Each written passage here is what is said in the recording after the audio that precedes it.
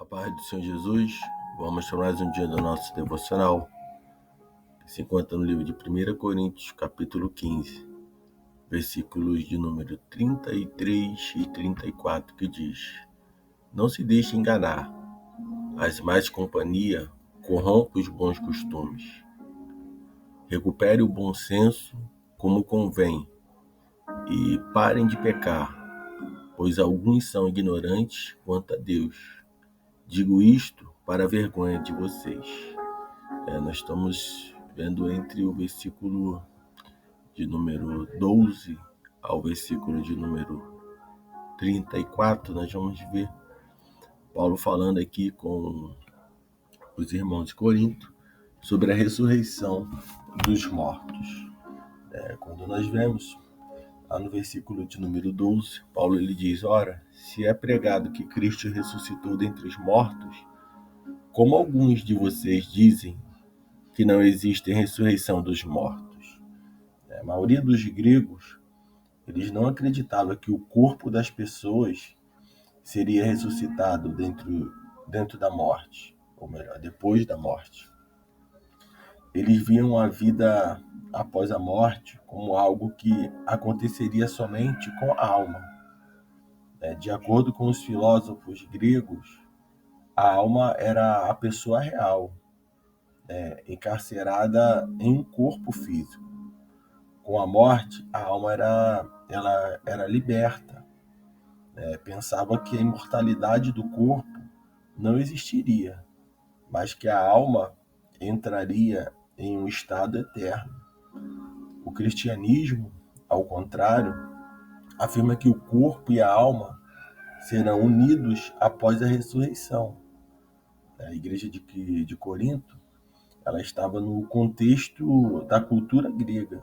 Então, desse modo, muitos crentes tinham dificuldade de acreditar em uma ressurreição física.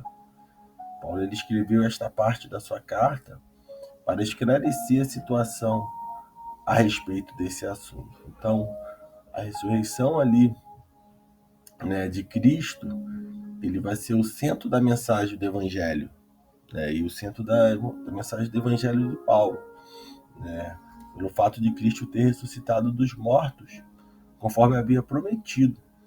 Sabemos que o que ele disse é verdade, que ele é Deus.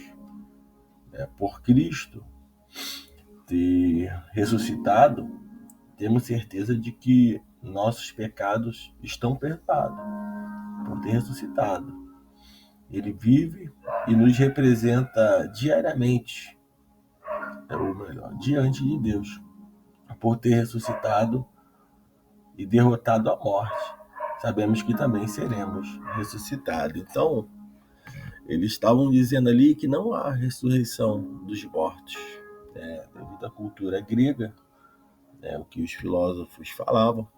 E Paulo vai dizer, se não há ressurreição dos mortos, Cristo não ressuscitou. Se Cristo não ressuscitou, é inútil a nossa pregação, como também é inútil a fé que vocês têm. Mas que isso seremos considerados falsa testemunha de Deus, pois contra ele testemunhamos que ressuscitou a Cristo dentre os mortos. Mas se os mortos não ressuscitam, ele também não ressuscitou a Cristo. Então, Paulo ele está dizendo ali que a base da sua pregação, o centro ali da sua mensagem é a ressurreição de Cristo.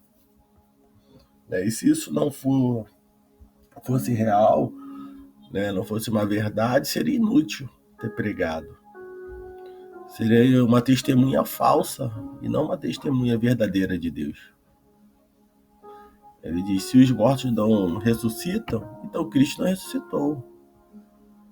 Se Cristo não ressuscitou, a fé de vocês é inútil e ainda estão nos seus pecados, porque foi através de Cristo Jesus, dele ter ressuscitado, que nossos pecados foram perdoados, que temos a certeza da nossa salvação.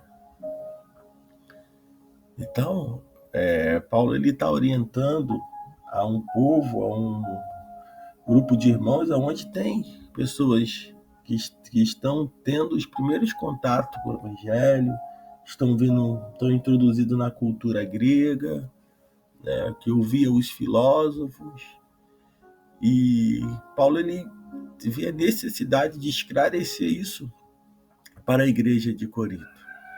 Se Cristo não ressuscitou, a fé de vocês que vocês têm é inútil, né, e estamos todos no mesmo pecado.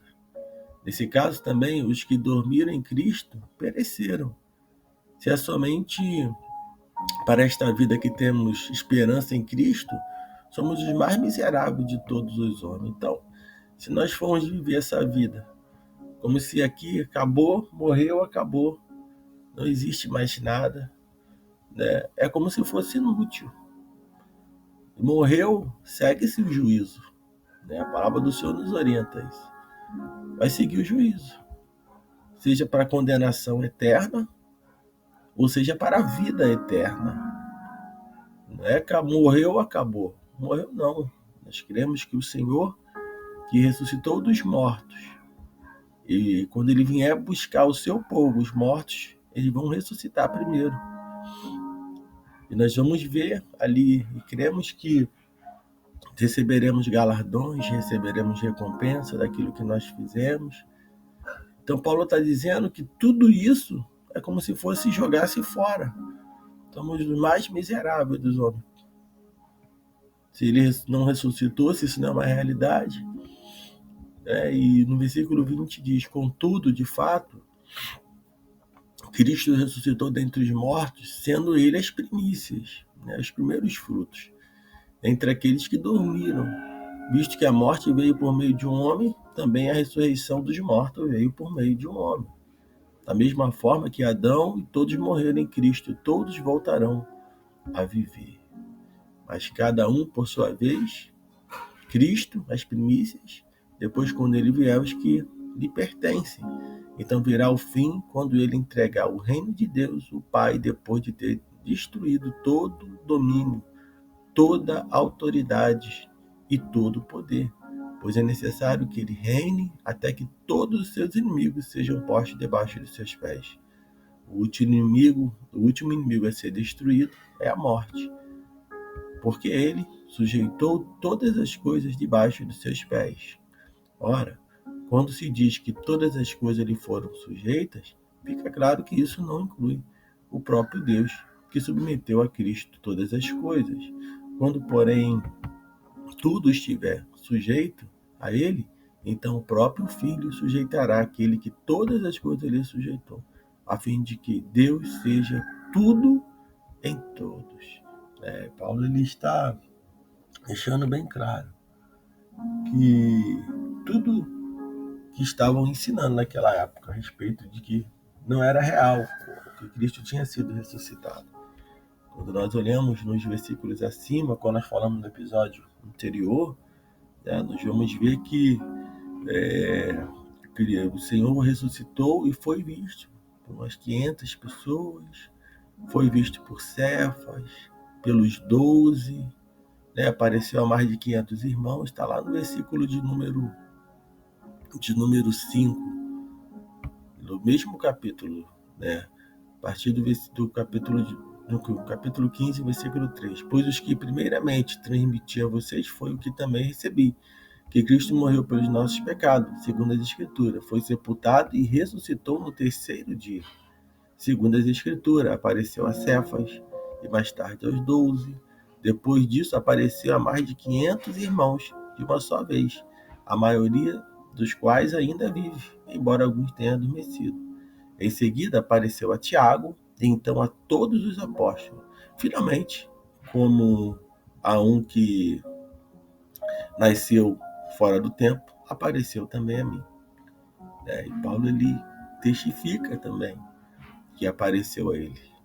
Ele diz, pois eu sou o menor dos apóstolos e nem sequer mereço ser chamado apóstolo, porque persegui a igreja de Cristo. Então Paulo ele está dizendo aqui que Cristo ele ressuscitou, que tem evidência da ressurreição de Cristo. Imagina, se naquela época estava tão próximo,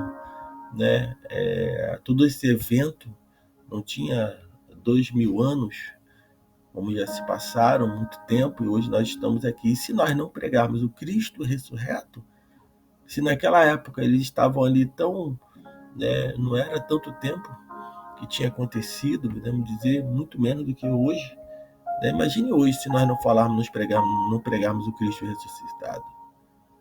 Né? As pessoas vão cair no esquecimento. E Paulo ele se preocupa com isso, porque as ideologias, né, naquela época e também no dia de hoje, né, os gregos que não acreditavam na ressurreição, acreditavam que o corpo era só um recipiente, local onde recebia a alma ali, depois acabava e não teria a ressurreição do corpo.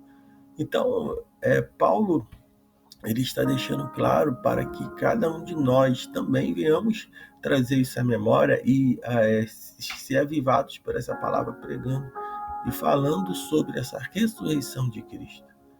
Ele diz no 29, se não há ressurreição, o que farão aqueles que batizaram por causa dos mortos? Se absolutamente os mortos não ressuscitam, por que se batizam por causa dele? Né? A esperança nossa é de encontrar com Cristo. E queremos também que encontraremos com aqueles que morreram, né? Aqueles que não estão aqui, aqueles que já o Senhor já acolheu. Paulo, nós vamos vir falando que desde Adão, né, os homens ressuscitarão, aquele que morreu em Cristo vai ressuscitar para a glória eterna. Então, tem muitos que vieram a Cristo crendo que vai ser ressuscitado e vai encontrar com Cristo, vai encontrar com os seus, enfim. Independente de nós queremos que as coisas desse mundo não serão lembradas, coisas, né, tantas coisas materiais, tantas coisas do pequeno faz a gente pecar, errar, mas teremos lembranças de coisas muito boas que é a presença do Senhor. E estaremos com Ele. Ele diz no 29, no 30, quanto a nós, por que nos expomos a perigo o tempo todo? Todos os dias enfrento a morte, irmãos. Isso digo pelo orgulho de que tenho de vocês em Cristo Jesus, nosso Senhor. Então Paulo está dizendo, nós enfrentamos a morte todos os dias. E a certeza, e por isso que nós hoje, e Paulo hoje pregamos, porque bem sabemos se morremos hoje, estaremos com Cristo, estaremos com Ele naquele grande dia. Então essa é a esperança do cristão. Seja o Senhor vindo nas nuvens, buscando a sua igreja, nos levando, seja a gente chegar à nossa hora de Deus nos escolher, Ele vai nos escolher, vai nos chamar, e estaremos com Ele, cremos nisso. E essa é a nossa esperança, de viver como peregrino nessa terra, de viver de passagem nessa terra, crendo que nós vamos encontrar com Cristo um dia, seja, né, de imediato, seja com a vinda dele, seja quando Ele nos chamar, quando nós ressuscitaremos no terceiro dia, no dia em qual o Senhor vinha buscar, né, a sua igreja, nós precisamos crer da mesma forma que Ele ressuscitou ao terceiro dia, cumpriu-se uma promessa. Nós precisamos crer que com Ele nós iremos, né, estar quando Ele vier nos buscar. E essa deve ser a nossa esperança, e era a esperança de Paulo, para não se apegar às coisas desse mundo. Quando ele diz, quanto a nós, por que nos expomos a perigo o tempo todo? E perigo esse de pregar o evangelho e ser perseguido. Né? Se a morte fosse o fim de tudo, apreciar cada momento seria o mais importante. Mas os cristãos sabem que existe vida além túmulo e que nossa vida na terra é apenas uma preparação para a vida eterna. O que você faz hoje é importante para a eternidade, levando-se em conta que a eternidade, pecar é uma atitude tola. Então, a nossa esperança, a nossa vida aqui na Terra, é apenas uma preparação daquilo que vai ter para a vida eterna. Por isso que devemos buscar a santificação, sem a qual ninguém verá o Senhor. E Paulo ele tinha isso em mente. É isso que faz o cristão avançar. É isso que nos fortalece, é isso que nos dá ânimo para avançar, fazendo a obra do Senhor. Paulo diz que todos enfrentavam a morte. E aquele que prega a palavra todo dia enfrenta a morte, porque o inimigo ele tem uma fúria muito grande contra aquele que faz aquele que prega a palavra do Senhor. No versículo 32, Paulo diz: se foi por meras razões humanas que lutei com feras em Éfeso, que ganhei com isso, se os mortos não ressuscitam? Comamos e bebamos, porque amanhã morreremos. Versículo 33. Não se deixe enganar. As más companhias corrompem os bons costumes.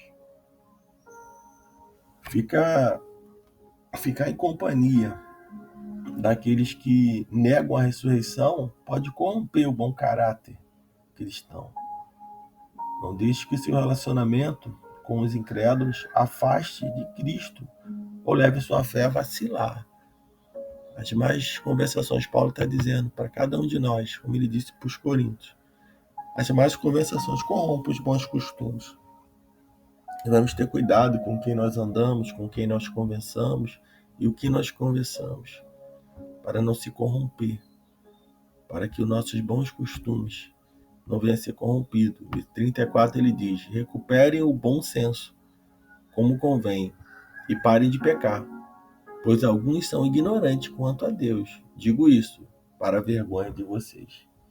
Então, que nesse dia você possa trazer à memória a ressurreição de Cristo, sua morte e a sua ressurreição. E quando você participa da ceia do Senhor, você traz à memória isso, a morte de Cristo e também da sua ressurreição, de tudo que ele padeceu e depois ele ressuscitou, cumprindo-se uma promessa. Então, que nesse dia você receba essa palavra, que o Espírito Santo de Deus fale mais e mais em teu coração. Você medite nela, para que assim seja esclarecida ainda mais a palavra do Senhor e você venha caminhar segundo o que está nas Escrituras, segundo o que está sendo revelado pelo Espírito Santo para as nossas vidas. Que Deus te abençoe nesse dia.